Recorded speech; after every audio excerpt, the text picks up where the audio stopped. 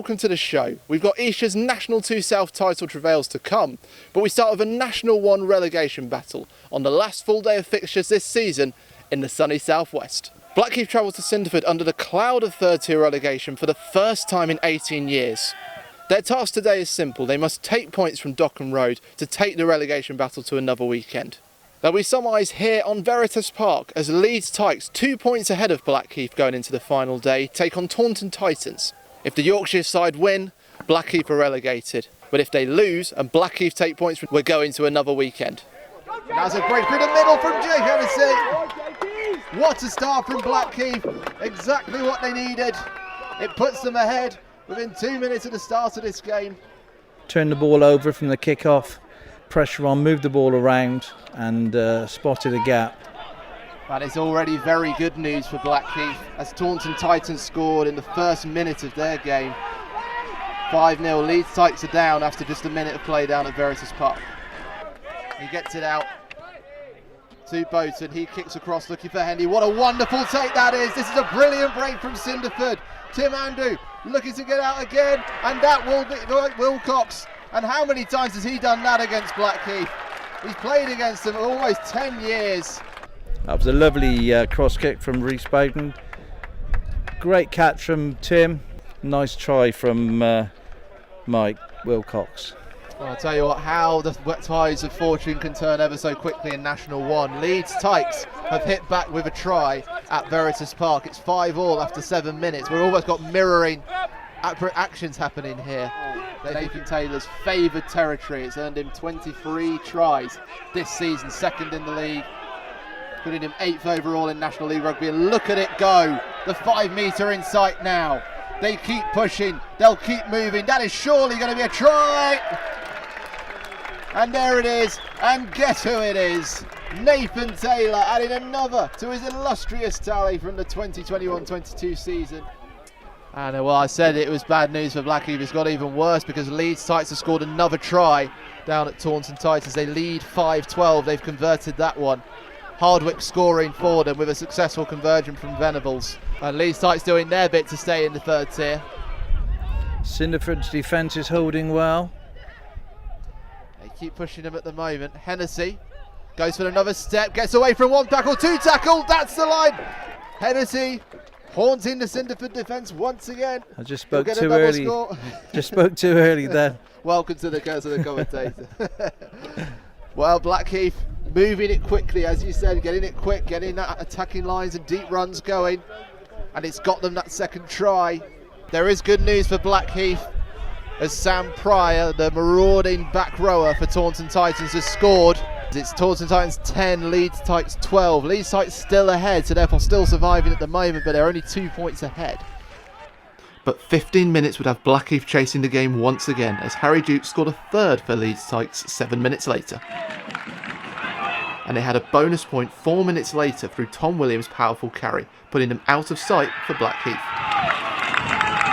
At almost exactly the same time, James Shanahan's side lost the lead from Nathan Taylor's second try of the day. Leeds Tykes went into the break with 5 tries under their belt, Ty Maxwell Whiteley running in for the last play. That was very pretty. The roar of the Cinderford Stags. The Foresters look to dig their roots deep and drive, and Harry Home comes across. Mark Austin can get past one and past another, and that is the try. It's a bonus point for Cinderford. Well, that was a change of style. Normally Cinderford will drive forward, but Mike took it quickly and got over it, end the blind side. Good try. While Taunton Titans prop Brian Nkube's try a minute after the restart gave the Kent side hope, a Rhys Bowden penalty 2 minutes into the restart at Dockham Road, and Nathan Taylor's 26th try this season were making Blackheath's worst fears come to light. While a Charlie Venables penalty on the hour did not help their cause. Bowden getting it over the top. This is 3-on-2 on that right side. Lovely offload. Oh, that's going to be a wonderful try for Cinderford.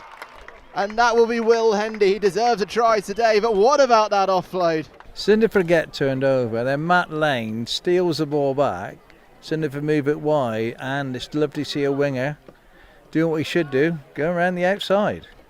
So Blackheath can kick, and they will take it quickly though. They know they've got a lot to do in just a very short time, and that could be a good start to it. Marcus Bertram breaking from left to right, trying to step inside past another. Here comes Hennessy, the man who scored their points. Advantage coming for Cinderford, and here comes the break for Tim Andrew. He'll have support from Mark Gayther, but he won't need him. The number 11 has been waiting for an opportunity like that all afternoon. Just when Blackheath had a sniff of a chance, Cinderford blow out the smoke. They had to try and force it, they had no option, but that was a great break. Tim touches down, and I think that's the final nail in the coffin. James Catt scored the first of 2 in the last quarter for Blackheath before Matt Lane got Cinderford's 8. And then the worst news for club came from Somerset. And I'm afraid it is bad news for Blackheath, because the full-time whistle has blown at Veritas Park. It is Taunton Titans 24, Leeds Tykes 41. A sensational April for Leeds Tykes. The last 3 games of the season, they have won all of them. And it has been enough to keep Leeds Tykes, formerly Yorkshire Collegiate, the Championship and of the Premiership. They stay in the 3rd tier, but they take it right down to the wire. Cinderford take the half century to finish what will be their highest ever position in National 1. But for Blackheath, it's a very different story. Their long and commendable run in the 3rd tier of 18 years comes to an end. I think we lost it, really, relegation back in that period where we lost to obviously Plymouth, TJs and Leeds. You know, you can't, when you're fighting relegation, you can't lose to those teams. What do you think has been the main reason for Blackheath's position? We had 48 players come, but where we are in London, there's a lot of clubs, a lot of rugby clubs to be played at, which have the ability to pay you money. A lot of boys don't want to play second team, and unfortunately we lost a lot of players, and you know, we've been running a squad of 23, 24 the last few weeks, and that's kind of hurt us. We just lacked a bit of power really to finish games off, and you know, we're not a bad team, we're just, at the moment, we're not good enough to be National 1, in National 1. You know, Blackheath Renaissance, I'll probably call it. You know, we've got to get rebirth, we've got to come back stronger and better. I think we've got the ability to bounce up and then hopefully stay in National 1. I don't want to stay in for 18 years, we'd like to do a coldie and bounce straight through, but there's a lot of work to be done before that. From the west coast to the east, as Esha could finally celebrate National 2 South promotion after 30 rounds of rugby. Sitting 4 points clear before kick-off, Esher knew a win would be enough for a return to National 1 after 3 years away. And Peter Winterbottom's side only needed 10 minutes to get started. Oh, let's go. Oh, yeah. Miles Rawston Rudd kicking a penalty before he played a role in Thomas Posniak opening the try scoring. Get it! That opened the floodgates for Esha as Cameron Wilkins quickly added another. He's grounded it. Jack Lavin capped off the scoring for the 38-14 win in September. He got the 3rd this time. And with Posniak's searing 2nd ensuring the brace for 31-0, the Nat 2 South title beckoned with only 20 minutes played. Rochford Hundred's run has been rough, losing their last 3 in a row. But they got going on 25 minutes as Sam Fombo marked his last game for the club with a try. But that only spurred Esher on again, Fergus Donnelly getting the 5th with some quick hands.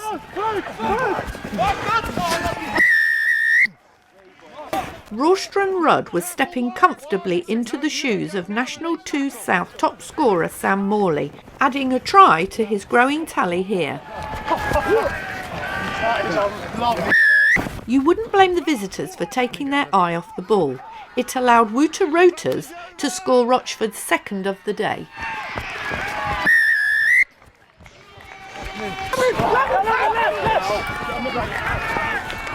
When Wilkins secured a brace 4 minutes after the restart for the champions-elect, the centre responded in kind to take another score and set up a closer second half. Esher's scoring ended with Matt Lowe's powering over on 69 minutes, the 7th on a scintillating day as Rawston Rudd took 20 of the 55 points. Naji Mundicha ensured a bonus point for the hosts to give them something to smile about. 10 years ago, Esher were relegated from the Championship. Now, with a return to the third tier on the horizon, things are looking up for the men from Moseley Road. It's everything we've worked towards for the last couple of years, and so getting promotion up to Div 1 was always the aim, and it's been great to achieve it. Really, you've got to give all credit to the boys.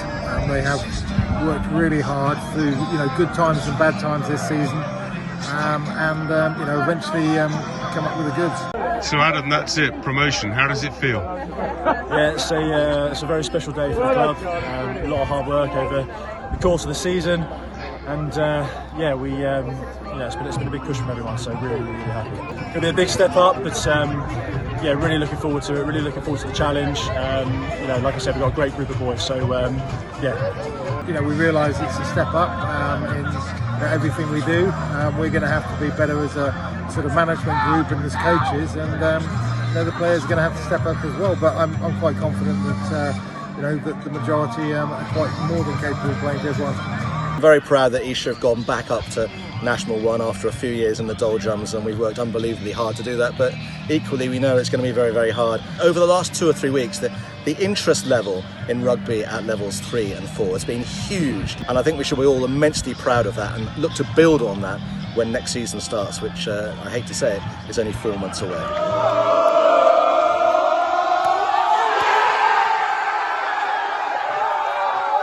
Here's the rest of the action from National 1, with the race for second place going down to the wire.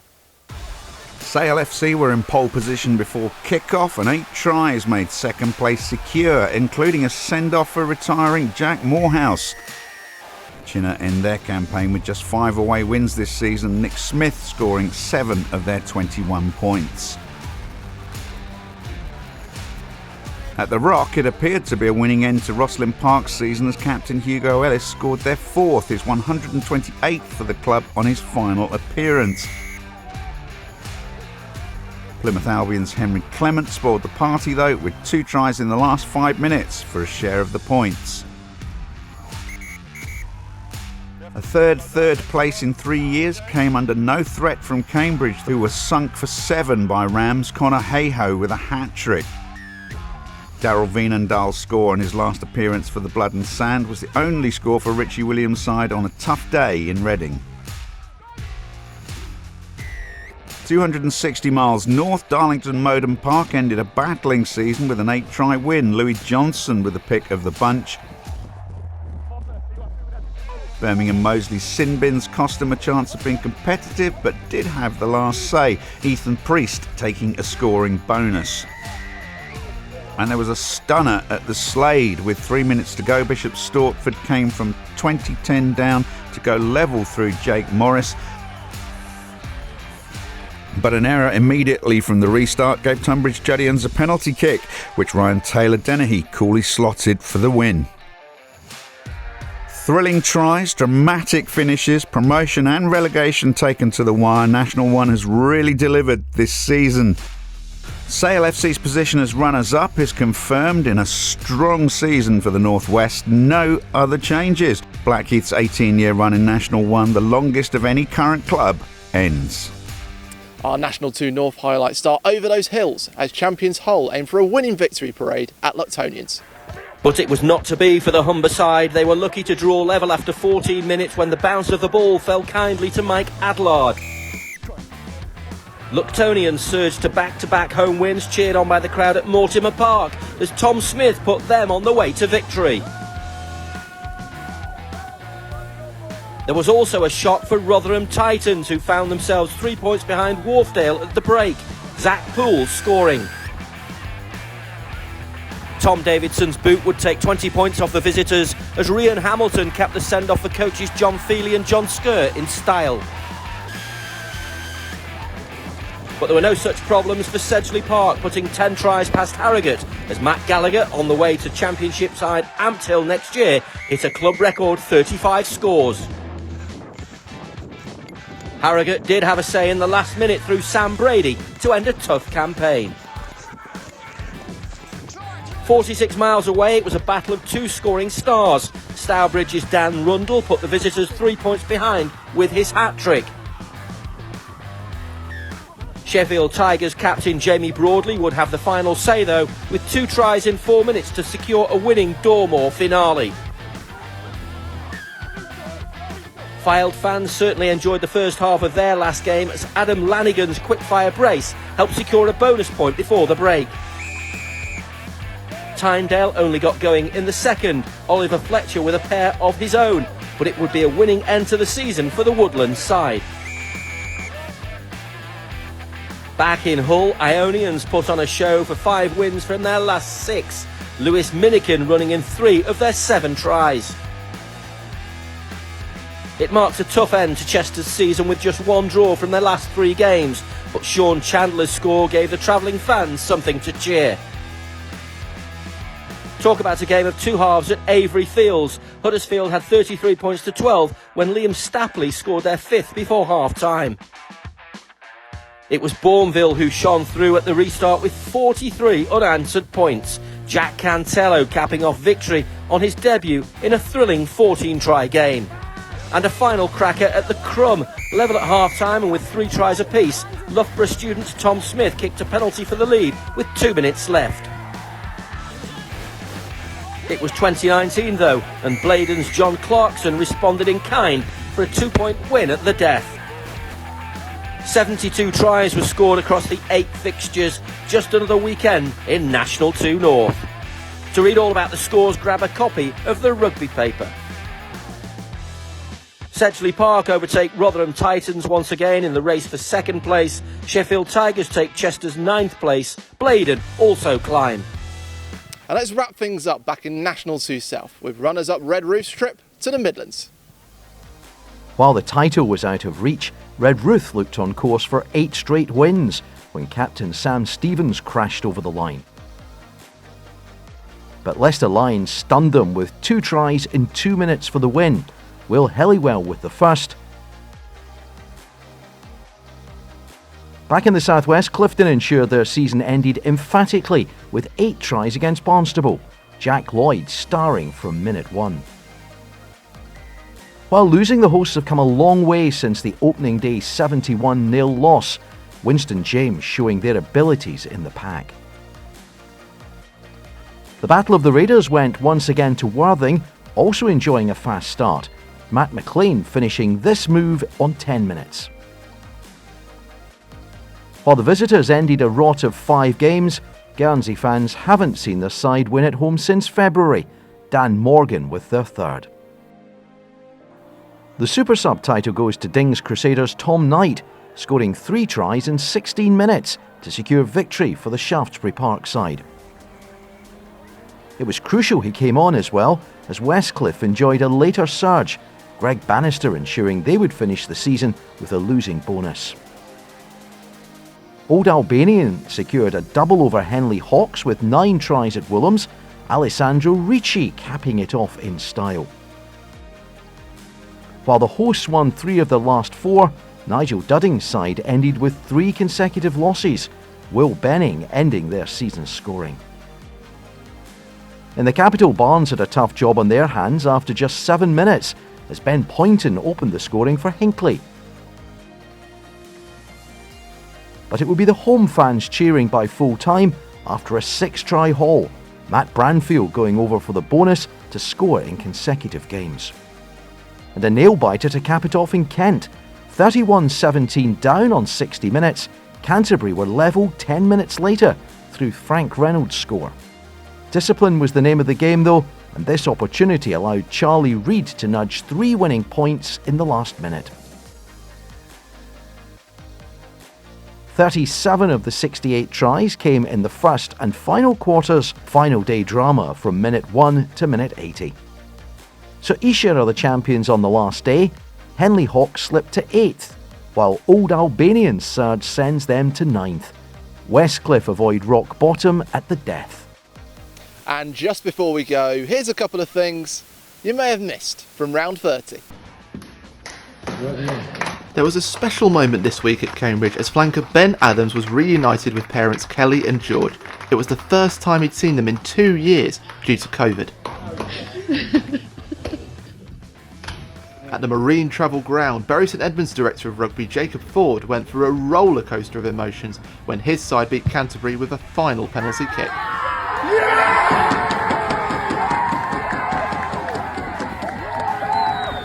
And Round 30's Play of the Week, sponsored by Courtiers, also goes to Bury St Edmunds winger Ross Taylor for this sweeping move. Well, that's it from the final full round of fixtures for National League Rugby, as it's ecstasy for Esher, but bad news for Blackheath. We'll see you next week for one final show.